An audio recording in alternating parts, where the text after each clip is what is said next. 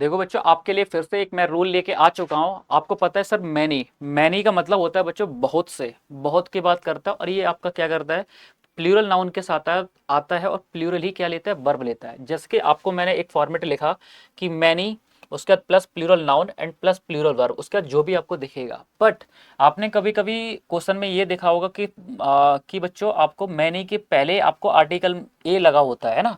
तो बच्चों इसका मतलब क्या होता है, उसके बाद आपको प्लूरल नाउन मिलता है एंड प्लूरल वर्ब मिलती है ना।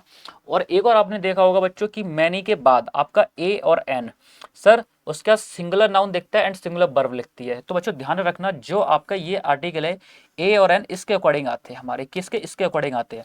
और जो ये दो लगे होते हैं बच्चों, इनका मीनिंग अगर मैं बात करूं तो सेम मीनिंग होता है बच्चों, लेकिन बस डिफरेंट ये होता है कि ये दो बात को इम्फेसाइज करने के लिए यूज होते हैं, मतलब बात पर जोड़ डालने के लिए यूज होते हैं।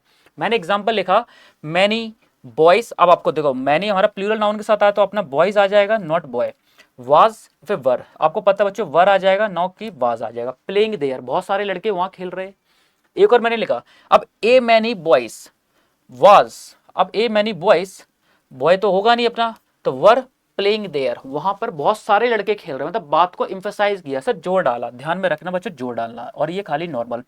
अब मैनी, ए फिर ए, बॉय वाज प्लेइंग देयर। तो बच्चों देखो, अब उसके हमारे पास अगर इसके बाद आपका आर्टिकल लगता है तो ध्यान में रखना, हम इसके अकॉर्डिंग हम अपना ए और एन लगाते हैं। अब बा है तो मतलब बे का हम क्या लगाएंगे, अपना ए का यूज करेंगे, ना कि एन का यूज करेंगे।